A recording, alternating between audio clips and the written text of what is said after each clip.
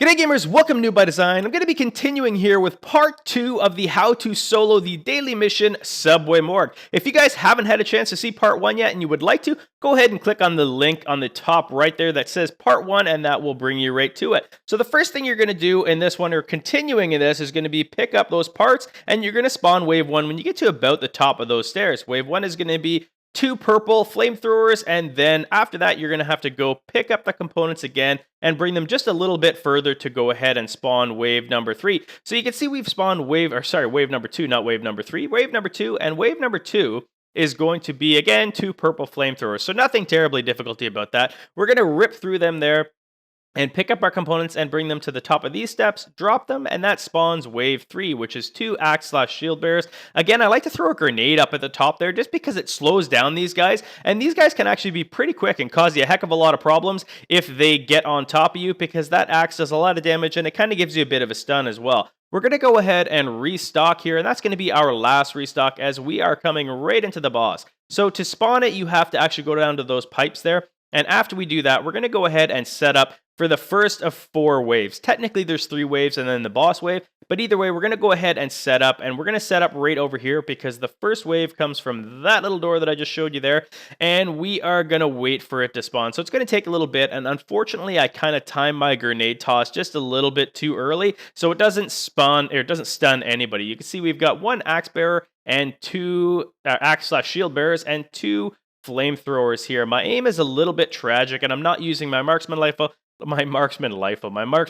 like I should, and I'm not zooming in at all. So we're going to go ahead and switch to our primary and now move to the second wave. So the second wave spawns from this little door over here, and it's going to be 1 flamethrower and 2 axe/shield bearers. Again, my aim is just a little bit tragic here, even zoomed in there. I don't know what's going on with it, but either way, we've melted through those 2 axe bearers, and they are going to be the most important to kill, just because they can cause you all kinds of issues, like I said before. This is going to be the third wave, and it's going to be 1 flamethrower that is gold and 2 grenaders. Gold, yellow, whatever you want to call them. Just a little bit harder difficulty. You could see, because we threw a grenade there and it caused a flame, this guy's kind of stuck in place, which is again why I like doing that, because it just makes it so much easier to kill, especially when you're soloing these missions here, guys. So now we've got the boss wave coming up here, and what I like to do is use a water. So the boss wave is going to be a Benchley, which is the boss, 1 flamethrower, and 2 shield bearers. Keep in mind with those 2 shield bearers, guys, that you're going to have to be very careful. You're going to want to do what I did just then and try to get both explosions right off the hop.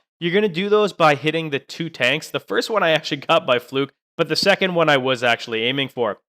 Because you do that, it does a ton of damage to him. And again, make sure you're aware of those second shield bearers, because you can see it just kind of worked out perfectly for me that he shot a flame at me and I jumped out of the way. Otherwise, that shield bearer might have got me, might have stunned me, and I might have actually died as a result of it. So anyway, we're going to go ahead and kill this second shield bearer. Again, those are the most important to kill first, at least in my opinion, because they cause you the biggest grief, surprisingly. Anyway, we're going to go ahead and keep going through here. You can see I, for some reason, thought that he was going to go up the stairs, so I didn't really pay attention, and I left a little bit too early and threw my grenade a little too early, so that ended up making him not go, and it actually almost killed me. We're going to go ahead and just rip through Bentley here, and we are then, or Benchley, not Bentley, and then going to kill this last guy, and this is the last mob of the fight. That was an accident that I hit his tank, but it was kind of a pretty cool accident. So let's go ahead and collect our loot. You can see we get 2 Phoenix credits, the SRS A1, the Advanced Performance Mob, and kind of a crappy little gun there as well.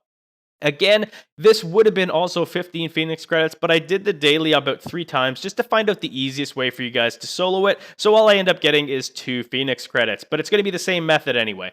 Okay, guys, that is all there is to this. Going to stick around here to show you guys the loot that you get. It's going to be 11,000 credits, which isn't too bad, but there is a lot easier ways to get it. The STP armor, which is 856 rating, not that special or anything like that, but that's all there is to this, guys.